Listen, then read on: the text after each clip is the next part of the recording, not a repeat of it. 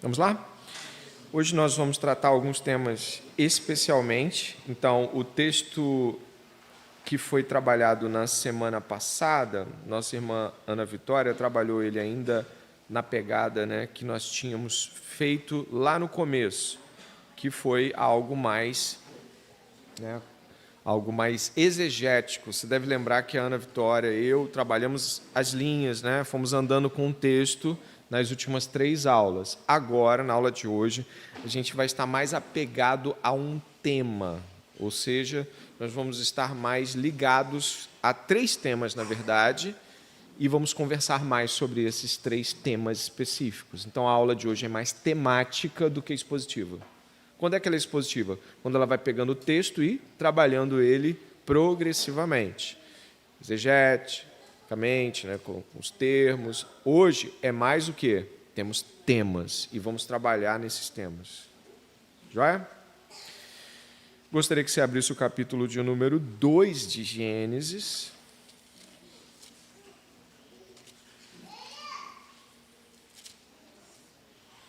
Lembrando que desde o começo a intenção aqui provavelmente nós vamos trabalhar Gênesis esse ano e ano que vem a gente trabalhar Êxodo e progredindo assim com o Velho Testamento na escola bíblica também. Vamos lá?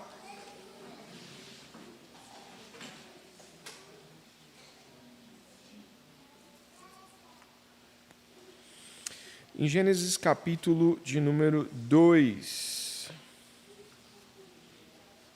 diz assim a palavra do Senhor: Assim, pois, foram acabados os céus e a terra e tudo o que neles há. E havendo Deus terminado no 7º dia a sua obra que tinha feito, descansou nesse dia de toda a obra que tinha feito. E Deus abençoou o 7º dia e o santificou, porque nele descansou de toda a obra que, como Criador, tinha feito. Vamos ao Senhor. Pai, Tua santa palavra está diante de nós. Orienta-nos a considerá-la tal como ela é, palavra de Deus, não sugestão de homens, não reflexões humanísticas, mas palavra de Deus, palavra de ordem aos nossos corações. Em nome de Jesus, amém. Vou começar aqui pelo não tema, apenas sombreando um pouquinho o capítulo 2. Você repara que esse capítulo 2 começa com uma conclusão do que aconteceu no capítulo 1, correto? O capítulo 1 demonstra a criação e o capítulo 2 estabelece um desfecho para essa ordenação criativa, que é o dia de descanso. Tudo bem? Só para deixar claro, isso não está ainda no slide, isso não está aqui, eu estou apenas desfechando. Nós, então, encontramos Deus concluindo sua obra em um dia chamado 7º. Esse dia 7º recebe aqui a expressão de "e Deus descansou da sua obra". O que é descansar da sua obra? Afinal de contas, Deus se cansa? A pergunta é pertinente, não é uma pergunta tola. Bom, aqui o recurso literário utilizado chama-se antropomorfismo ou antropopatismo. O antropomorfismo é quando nós damos atribuições humanas às características de Deus. Isso é um recurso para aproximar a nossa limitação de uma interpretação saudável. As asas de Deus, Deus está como Jesus usou a galinha que coloca os pintinhos embaixo, esse tipo de morfismo.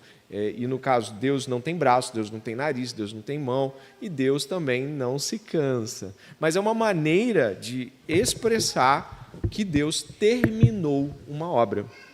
A palavra descansou no hebraico, e você pode anotar aí, ela tem 2 significados: descanso de conclusão e de celebração. Essa palavra ela tem 2 aspectos importantes.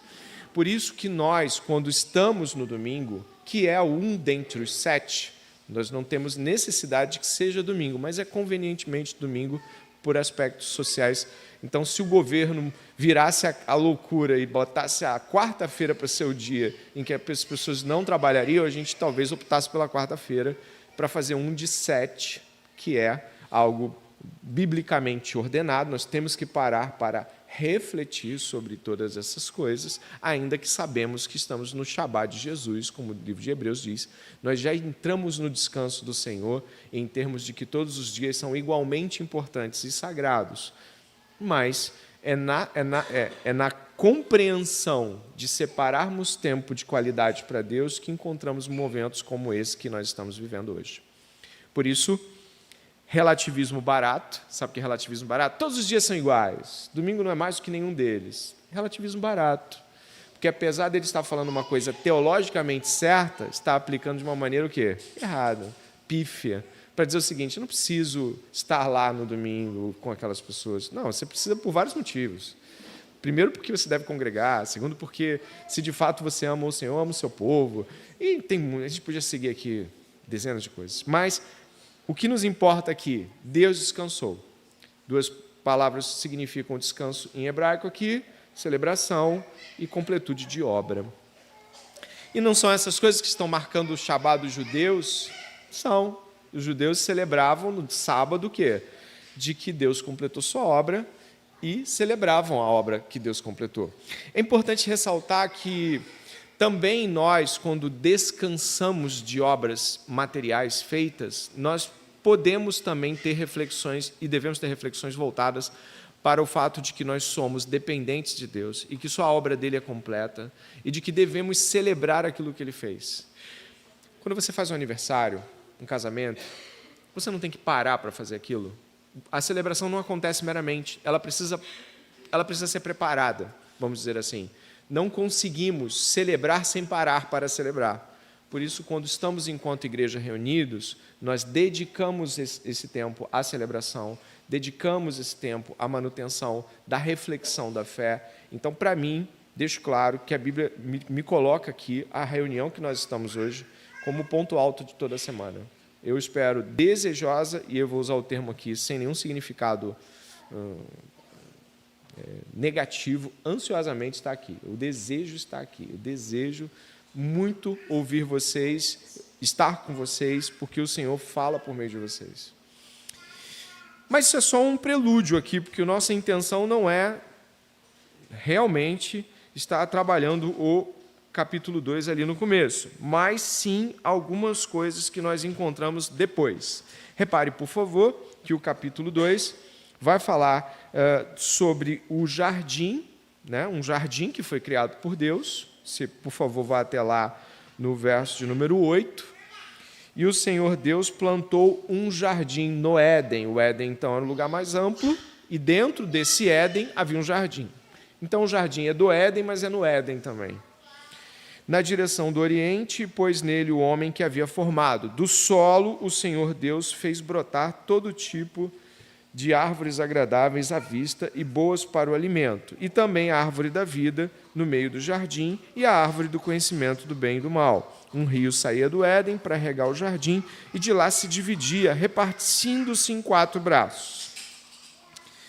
O Éden, então, ele é um lugar que não necessariamente, presta atenção, ele era totalmente diferente do resto da terra, mas qualitativamente e potencialmente parecia ser um lugar especial, de alguma forma, cercado, com rios. Não podemos precisar, por exemplo, de que a qualidade fora do Éden era ruim, mas o Éden ele é, digamos assim, marcado aqui por frutificação, por ouro. Você já viu os rios? Aqui tem ouro, aqui tem isso, aqui tem aquilo. Então, me parece que o Éden era especial e potencializado, mas não de que a terra em si era inferior em sua qualidade. Isso aí você teria que ir além do texto, você ia criar coisas que não estão aqui na Bíblia. Não, fora do Éden não havia nada de bom, você não pode fazer um negócio desse, porque a Bíblia não vai te deixar essa questão. Havia 2 árvores, especialmente essas que nós vamos conversar agora, e sua duplinha também vai trabalhar em cima. Essas árvores estão aqui no verso de número 9. É uma árvore da vida, e a outra é o quê? Do conhecimento, do bem e do mal. E é a partir desta realidade que eu quero começar. Meredith Kline vai falar o seguinte aqui, para a gente abrir com essa reflexão. O jardim do Éden era o lugar do homem, o lar do homem. Desde que ele era uma pessoa real, portador da imagem de Deus, vice-gerente pactual, o jardim era o seu palácio e pátio real. Era o lugar em que o homem deveria cumprir o seu mandato cultural. Que ele fez isto é evidenciado pelo fato de ter nomeado os animais de acordo com a sua natureza. O Éden foi o domínio real do homem, era seu reino. Aqui uma ideia muito clara, marcada de pactualidade, né? De Deus estar em pacto com a humanidade e estar ali regendo a humanidade, toda aquela questão que o Éden envolvia em termos de ser um lugar para fazer isso, o lugar preciso onde Deus começou a estabelecer isso na humanidade e na Terra. Ainda dentro dessa questão, eu vou para uma outra parte aqui importante, pode passar, e já acionando vocês aí, estudantes, pode passar a introdução, beleza. O texto bíblico é específico quanto à origem do Éden, aqui vai falar em hebraico, transliterado, Deus Yahvé plantou um jardim no Éden ao leste. O lugar citado é considerado como sendo o vale mesopotâmico, entre as partes mais baixas dos rios Tigre e Eufrates. Nós temos aqui uma localização, a levarmos em consideração esses rios, do Iraque atual, tá bom? O Iraque, o Oriente Médio ali. Bem diferente hoje, né? Tão seco, tão marcado por lugares áridos, né? Mas a Bíblia, se nos apresenta esses dois rios, é por ali que possivelmente tínhamos o jardim do Éden. Um pouco mais abaixo, mais importante do que o lugar exato, é o que se segue. O homem que o Deus Yahvé havia formado foi colocado no seu lugar no cosmos. O jardim era bem estabelecido, tinha todos os tipos de árvores para que Adão tivesse comida, tinha abundância de água, era bem suprido de recursos minerais, era um lugar de beleza. Vamos lá? Bom, o que a gente vai trabalhar aqui agora? Eu vou fazer um movimento um pouquinho diferente do que eu fiz nas outras semanas. Agora eu vou lançar aqui um movimento de iniciativa de discussão e eu vou te colocar algumas perguntas. Independente se você leu o material que eu enviei ou não, eu quero a sua consciência exposta. E eu vou dar apenas uns 10 minutos, assim, porque aí eu já vou tomar de novo e eu vou fazer algumas perguntas para você e aí vamos tentar respondê-las juntos. Mas primeiro você vai fazer com a dupla, tá bom? Tudo bem? Anota aí as perguntas.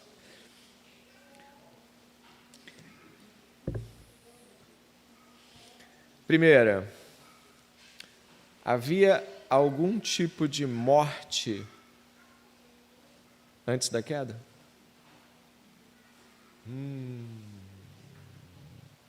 Havia algum tipo de morte antes da queda? Segundo,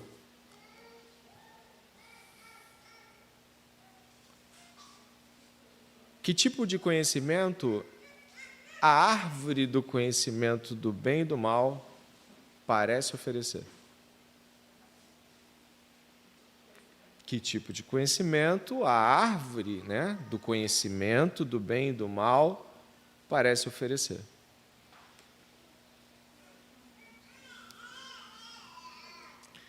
Valendo, a primeira pergunta é: havia algum tipo de morte no Éden? Segunda, que tipo de conhecimento a árvore do conhecimento do bem e do mal parecia fornecer?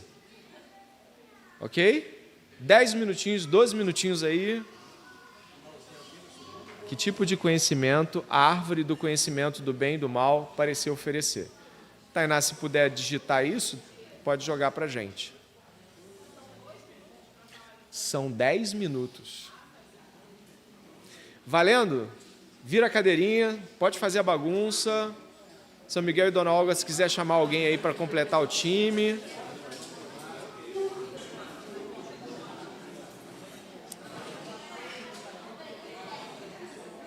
Ó, Danielzinho lá atrás, manda ver com alguém aí, Danielzinho. Chega junto ali, ó.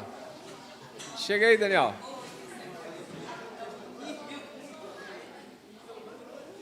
Três, se não tiver como.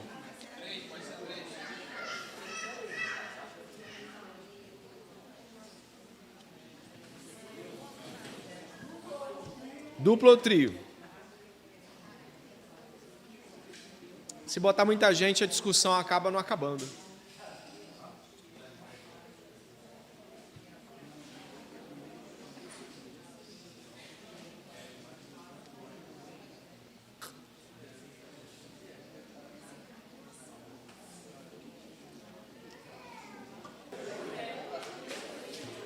Vamos lá? Vamos lá. E aí, boas discussões? Não inventaram outra Bíblia não, né? Só usaram a que existe, né? A Bíblia que existe. Não fizeram a própria não, né? Quem aí achou que a coisa foi para um caminho muito louco aí? Fala aí. Foi muito louco aí? Quase foi. A Josi foi na beirada, mas pensou em Jesus, não saltou. Tá bom, vamos lá. Primeira pergunta. Existia algum tipo de morte pré-queda? Eu vou fazer fracionada. Tá bom? Vamos ver. Levanta a mão, tá bom? Morte vegetal.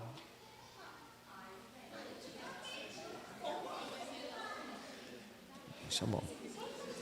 Morte animal. Não. Mais ousado agora. Sim. Morte humana. A Sandra acha que o homem ainda podia morrer. O homem morria caindo ou não caindo ia morrer. Para a Sandra era assim. Tá bom. Vamos para a segunda. A gente vai discutir isso aqui, tá? Não, peraí. Morte celestial eu não conheço, Cláudio. Vamos lá. Sobre a segunda, né? Que tipo de conhecimento você acredita que a árvore do conhecimento do bem e do mal podia fornecer? Para e pensa. Conhecimento de conteúdos. Levanta a mão. Assuntos, coisas. Você acha que conteúdos? Ok. Conhecimento moral. Ok. Até a Elisa levantou com vigor ali. Baixa a mão. Conhecimento experiencial.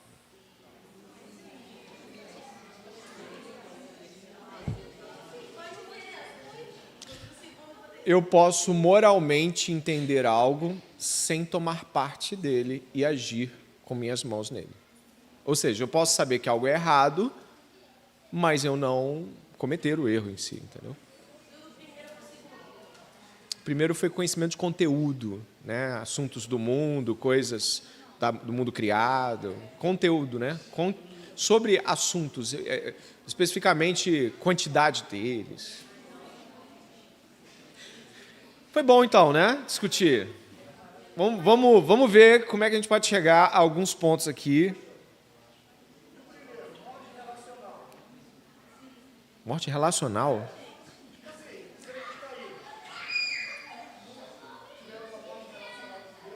A Bíblia nunca fala em termos da queda angelical sobre o termo morte, né? Nunca usa esse termo. Mas no caso, o nosso foco é na humanidade. É no jardim, no homem. Mas é antes ali no contexto humanidade, árvore, Deus.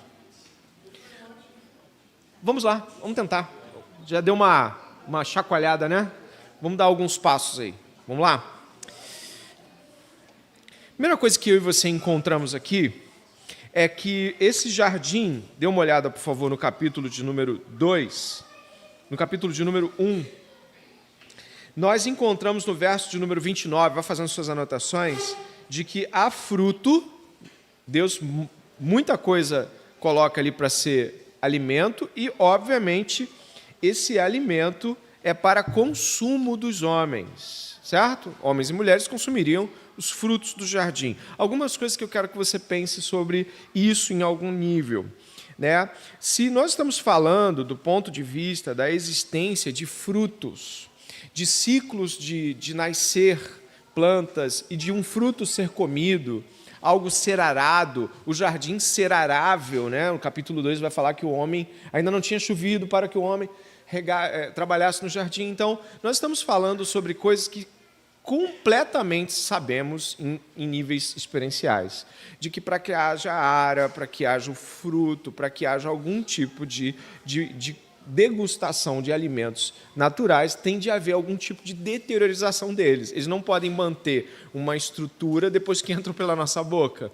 Então, não é possível sustentar uma posição de que não havia, do ponto de vista vegetal, algum nível de mudança e deteriorização que envolvesse o próprio consumo desses itens. Não dá para a gente sustentar de que as plantas estavam incluídas em um projeto de continuidade, de nunca acabarem, do ponto de vista até mesmo de não morrerem, como conhecemos o termo.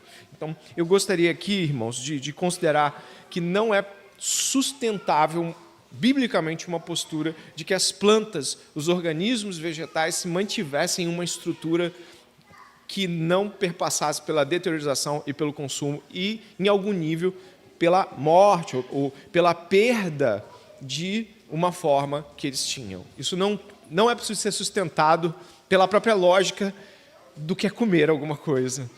Então, não há como. Por isso, eu gostaria aqui de colocar aos irmãos que devemos ser muito cautelosos para que não façamos do Jardim do Éden algo em que os homens viviam de sol e luz e respiração, tá bom? Embora eu tenha achado um vídeo na internet em que uma mulher está na Etiópia há 16 anos sem comer e beber, e ninguém explica isso. Vai lá, bota lá no YouTube, tem um documentário sobre essa mulher, 16 anos que ela não come nem bebe, e ela já foi levada a diversos hospitais, Dubai, e ela é trancafiada, e ela não come e ela não bebe. Isso aí é meio capiroto. Mas está lá, vai ver como curiosidade. Ela mora na Etiópia. Tem até filho. Mas não deu leite, não teve leite. Filho. Ela teve que receber umas injeções de algumas coisas.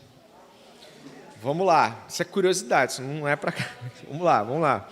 Então, eu gostaria aqui que os irmãos e as irmãs pudessem ter certa certeza razoável de que, sim, plantas eram comidas.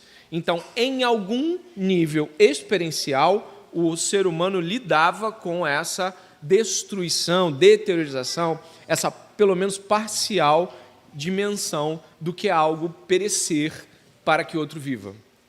Ponto. Isso está aqui, está na Bíblia. Mas e aí, como é que a gente vai lidar, por exemplo, com os animais? Será que é possível falar que havia morte animal no Jardim do Éden?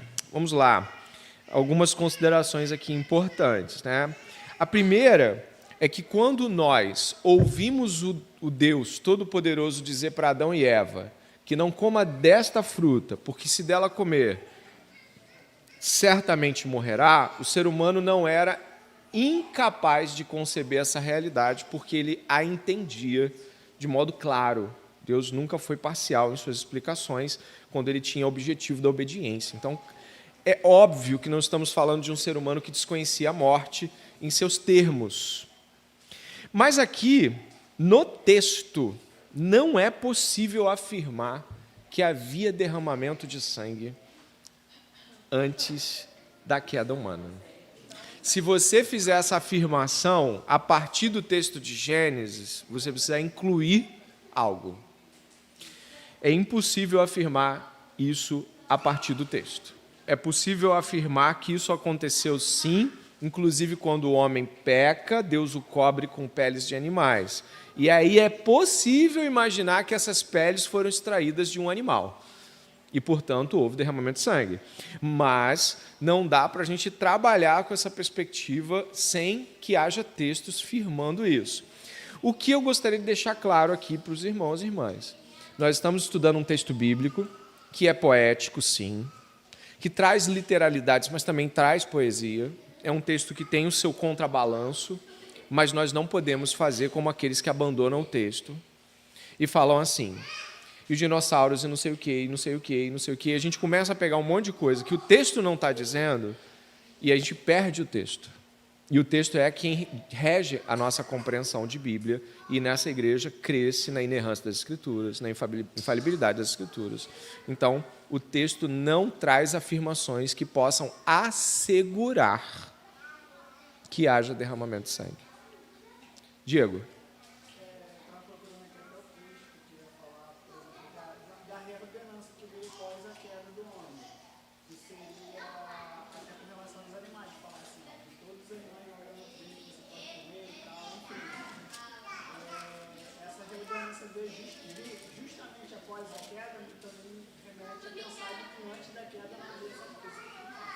O texto que você quer, meu querido, e bem lembrado, é o texto de Noé, em Noé, né? Pós-dilúvio.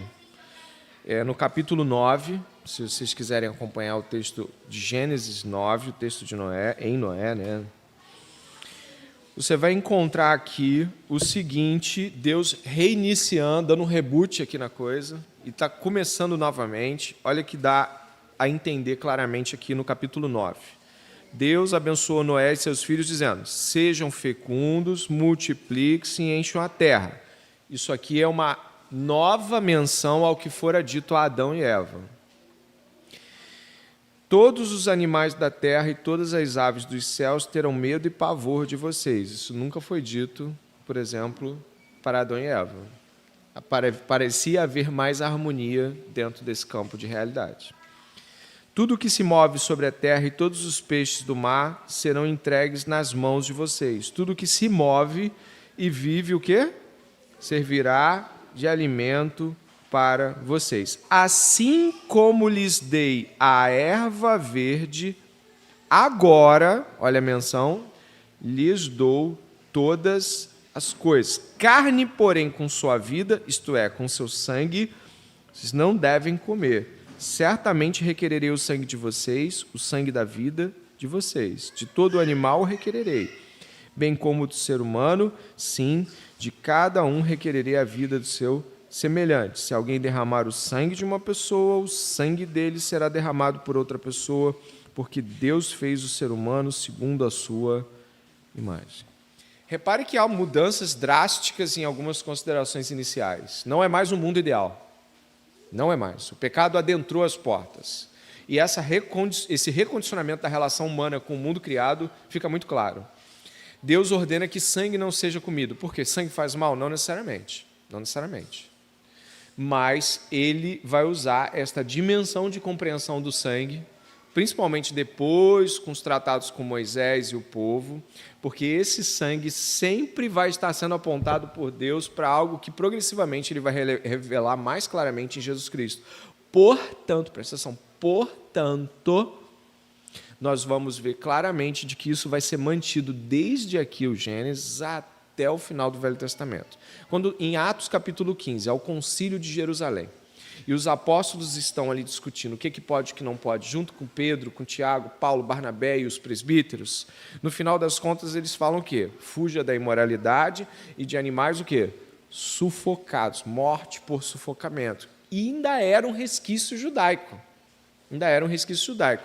Quando você entra nas cartas paulinas, falando de gentios especificamente, alguma restrição alimentar? Nenhuma. Sangue. Sabe, perde todo esse significado porque Jesus Cristo já morreu. O sangue já foi vertido. Mas até Jesus, você repara uma grande preocupação com a questão do sangue, porque isso vai apontar para um significado muito grande em Jesus Cristo. Isso adentra pelas portas dos israelitas. Você vê que sangue é um tema muito recorrente. Levítico capítulo 17, 11 diz que a vida está no sangue. Entendeu? E erradamente, uma interpretação literalista, não literal, mas literalista, os testemunhos de Jeová usam isso para que não haja transfusão de sangue.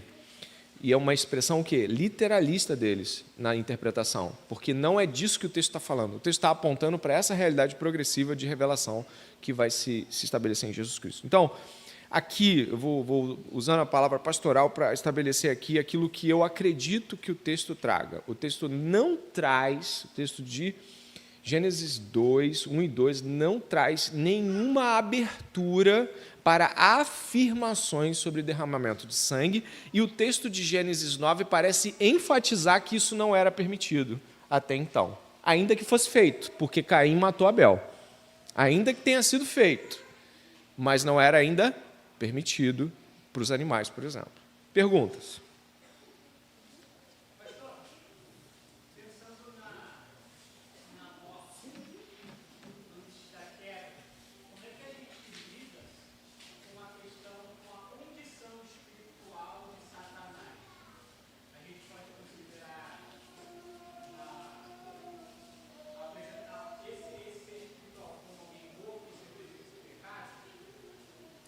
Ressaltando aqui o que o nosso irmão Cláudio perguntou e eu enfatizo. A Bíblia nunca fala sobre anjos ou Satanás ou qualquer que seja usando a expressão morte. A expressão morte tem a ver com a nossa espécie, a nossa raça, que nem espécie pode ser chamada, a nossa raça, a raça dos humanos, porque fala da separação de um corpo físico, material e um espírito que vive. Então, nós não temos afirmações que categorizem morte espiritual ou física desses seres, mas a expressão utilizada é queda, e em Judas é utilizada a expressão de que não guardaram os seus domicílios, não guardaram as suas posições. Entendeu? Por isso, não ir além do texto é muito importante. Eu não sei se aquele banquinho ainda está por aí disponível, eu estou procurando ele com os olhos, mas eu perdi a capacidade de vê-lo aí. Está por aí, né? Obrigado. Pergunta, para a gente poder ir para outro assunto. Fala. Fala aí, gente. Pergunta, Sara, Graça.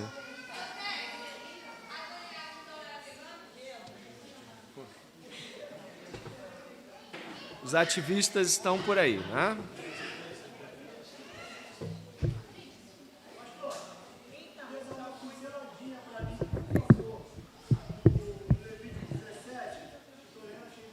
Tá, vou falar do veganismo dela e...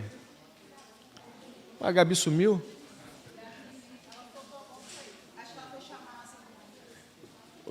A Gabi voltou. Vegano é uma expressão que seria anacrônica. Significa que ela não poderia estar presente em uma discussão de Gênesis porque ela não pertence ao contexto de Gênesis. Ou seja, os veganos o são não somente por causa de alimentos, mas por questões ideológicas também. E logo essas questões não são pertinentes e nem de fato existem no livro de Gênesis. Não existe nada sobre ser vegano ou carnívoro, isso está fora de cogitação. O que podemos dizer é que o que temos aqui é Deus direcionando o alimento vegetal para os seres humanos, e não sobre veganismo ou não. Os veganos de hoje não têm relação com o texto de Gênesis, porque o texto de Gênesis precisa ser lido à luz de um contexto progressivo. Por exemplo, um vegano que se apoia em Gênesis vai ter que negar Gênesis 9. E aí, o que ele vai fazer? Ele vai ficar com Gênesis 1, 2, ou vai ficar com Gênesis 9, ou vai ficar com a Bíblia toda? Entendeu? O Cláudio perguntou sobre Levítico 17. Cláudio, eu vou esperar um pouquinho para ver se eu consigo desenvolver e aí, de repente, no final, tentar trabalhar Levítico 17, porque senão eu posso não conseguir fazer o arco com a árvore do conhecimento. A Jéssica tinha uma pergunta.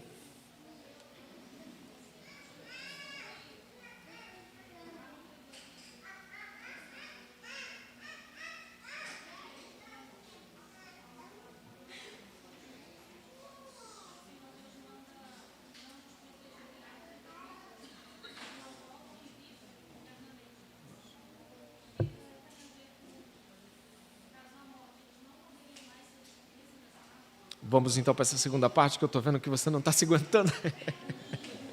Não está suportando mais, ela tem que fazer. Muito boa a pergunta, tá?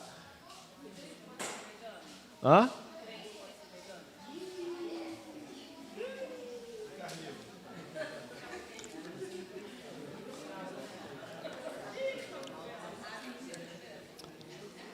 Se ele é um vegano, porque acredita que isso é mais saudável, vegano no sentido daquilo que ele come, não ideologicamente, ele pode ser. ele pode escolher comer só algumas coisas na vida e achar que isso, conscientemente, pode ser melhor para o corpo dele, ok?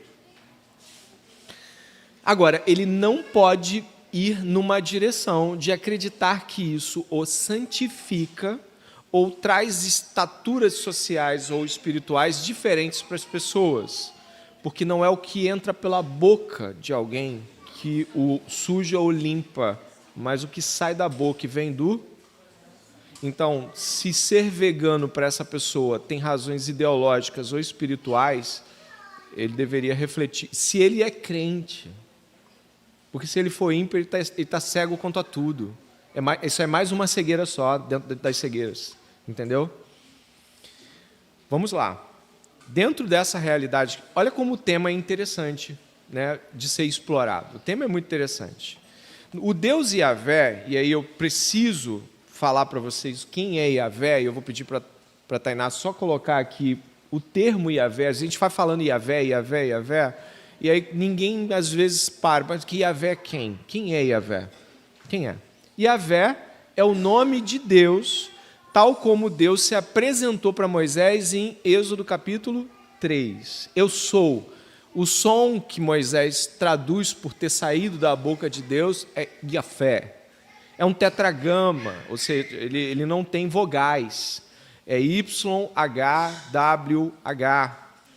Yahvé é o nome em hebraico do Deus bíblico do antigo reino de Israel. Seu nome é composto por 4 consoantes hebraicas, que o profeta Moisés teria revelado ao seu povo. É o nome de Deus na aliança com o seu povo. Quando você vê na Bíblia Yahvé, pode ter certeza é o quê?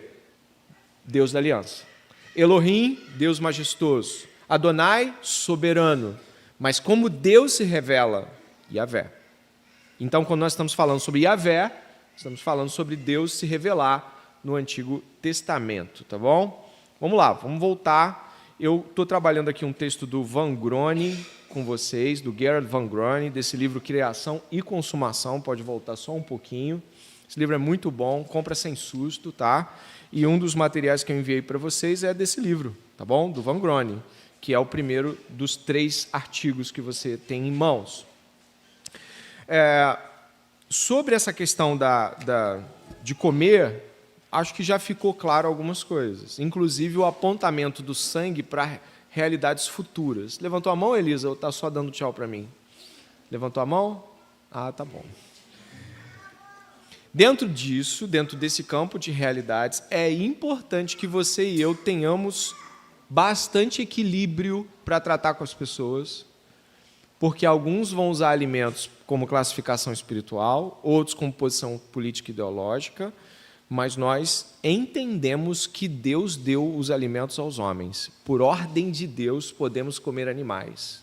Tome muito cuidado com, talvez, um tipo de tempo com o qual nós estamos lidando, que, inclusive, busca direitos para os animais que Deus não deu, porque isso é importante de ser dito, tá? Em nenhum momento a Bíblia apoia maus tratos, fazer aquilo para fazer doer, para ver como o bicho se comporta em meio ao sofrimento. Em nenhum momento a Bíblia é condizente com qualquer manifestação pecaminosa do homem em relação a qualquer outra coisa que Deus criou. A Bíblia nunca concorda. Inclusive, a jumenta de Balaão, né, quando dada a voz ali por uma manifestação de graça de Deus do Balaão ouvir, ela vai reclamar que, inclusive, ele está abatendo na jumenta sem... né? O que houve aí, gente? Alguém com jumentos, hein? Não sei que tem andado com o animal, mas é importante ressaltar isso. 2, tenha paciência com quem entende diferente. Lidar com assuntos assim é lidar também com Deus nos dando capacidade de ser pacientes e refletir sobre as realidades de outros.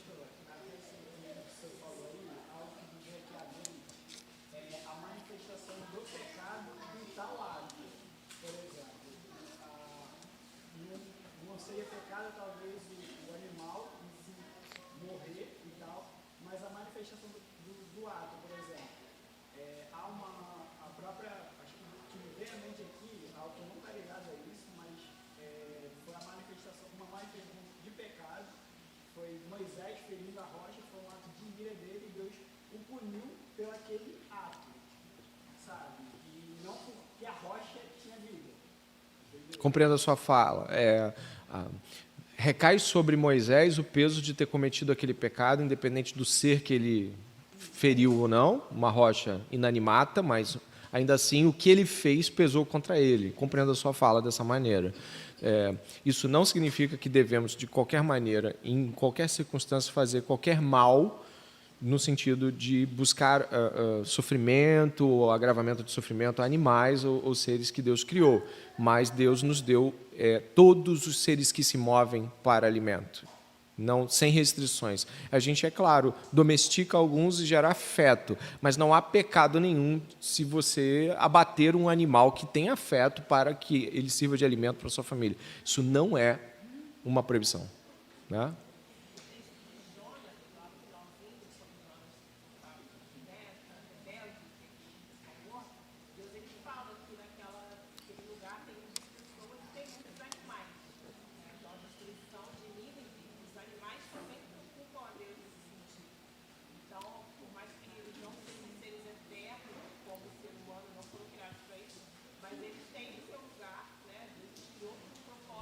Sim.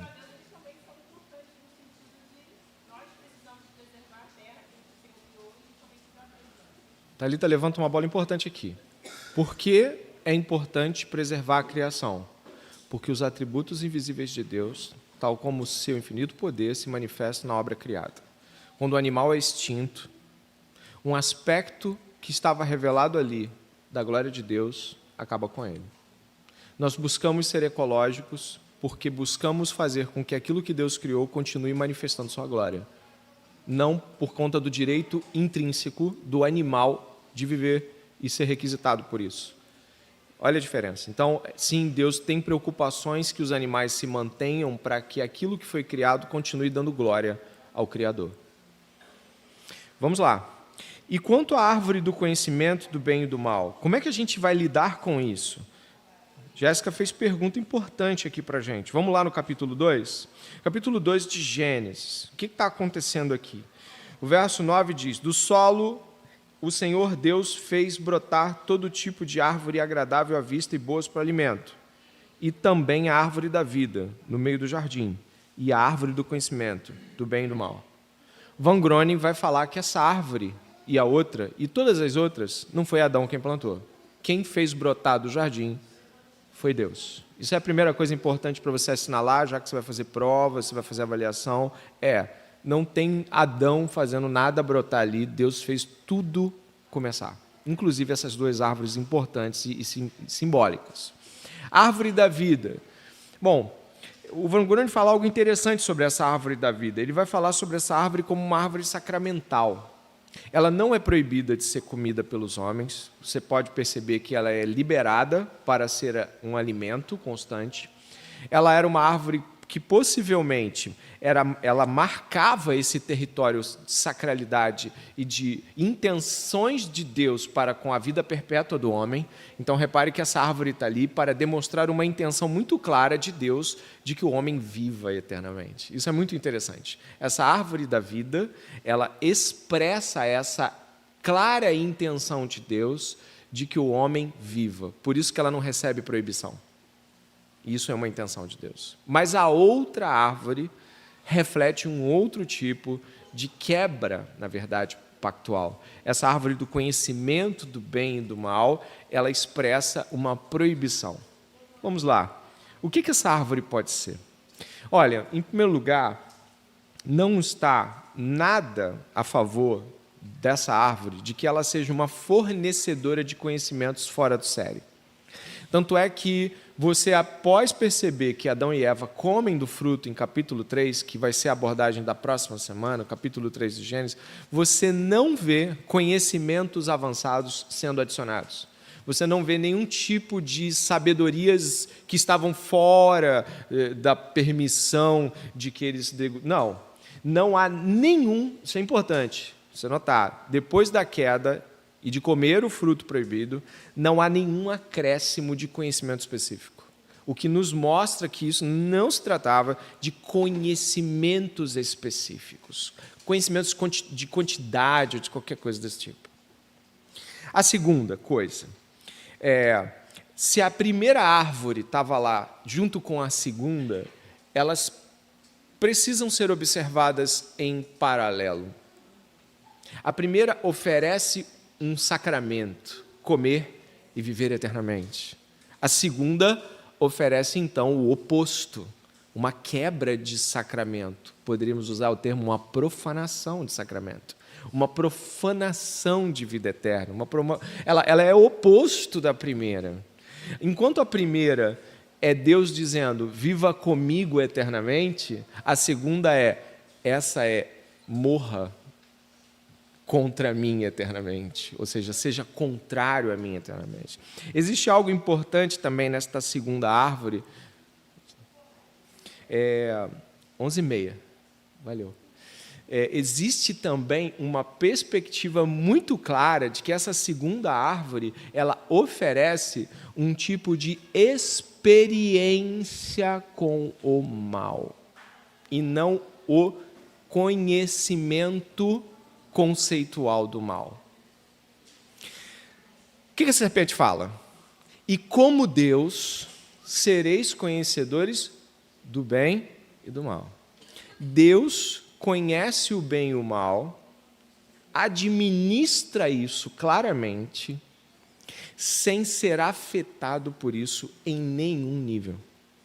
Olha que coisa interessante. Deus, ele inclusive, olha só, Jesus Cristo recebe os nossos, mas não se mistura com eles. Então Deus é puríssimo. Deus não se mistura com o mal. Adão e Eva queriam poder ter o conhecimento do bem e do mal como Deus. Mas os homens não têm isso, eles não receberam esse tipo de posição que cabe somente a Deus. E isso os divide claramente ali. Então, quando nós estamos lidando com a árvore do conhecimento do bem e do mal, não estamos lidando com uma árvore que diz agora, o homem agora sabe que existe a morte. Nada disso. Ele já sabia que existia a morte. Ele já entendia a morte. Não há nenhum sinal possível de que o homem não entendesse. O que ele queria era o poder para administrar isso como Deus. Sendo, portanto, autônomo na administração do bem e do mal.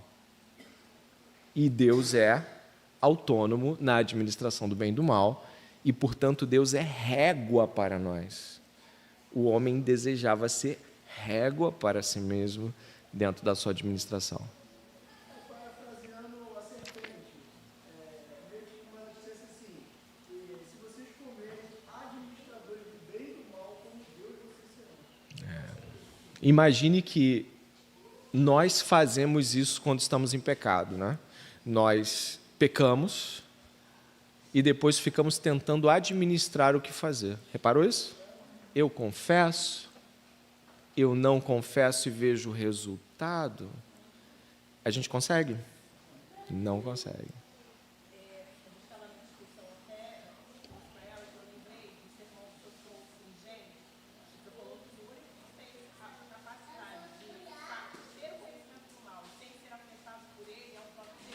Isso aí.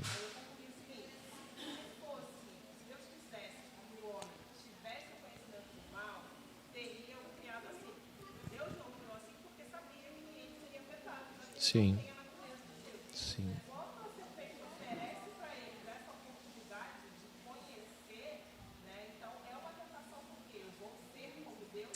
Isso. Quando nós pecamos, escuta isso, e não confessamos, seja aqui, ou aqui, ou aqui, ou os três juntos, nós estamos buscando administrar o mal. Nossa tarefa é pecar e confessar, pecar e confessar, pecar e pedir ajuda. Seja aqui, seja aqui. E quando nós estamos contendo isso, nós agimos como eles. O que eles fizeram depois da queda? Correram para confessar? Isso é o tipo de administração mal feita do mal que eles conseguiram. Quando Deus teve de administrar o mal com suas próprias mãos, ele se sacrifica a favor de outros. Adão faz o seguinte: a mulher, essa é a administração humana do mal, sabe qual é? A culpa é dele. Essa é a administração do mal humana, a culpa é tua. Eu fiz errado, mas ela fez também. Por isso, como nós lidamos com essa infeliz, triste condição humana hoje? Porque nós acabamos recebendo a herança de Adão. Nós não administramos o pecado. Nós o entregamos a Jesus e oferecemos à comunidade para que eles nos ajudem. É esse o modo como nos livramos dessa herança adâmica maligna. Confessar, deixar e alcançar misericórdia, diz o livro de Provérbios. Pode falar.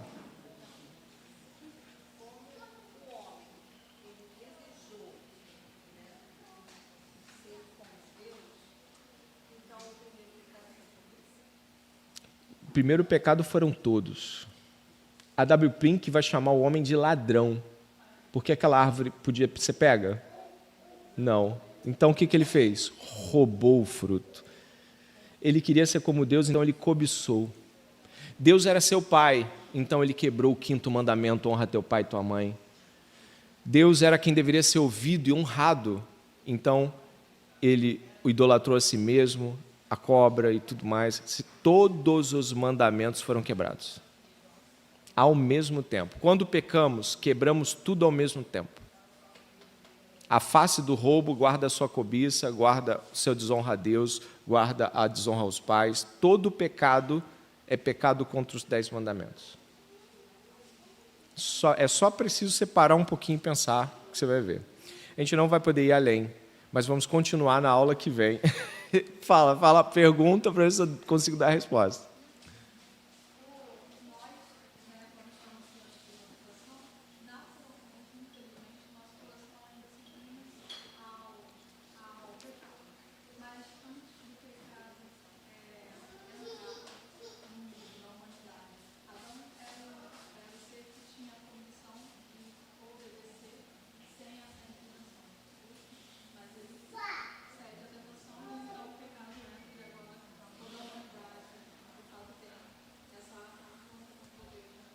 Sim. Eu só não ouvi o finalzinho, né? Mas...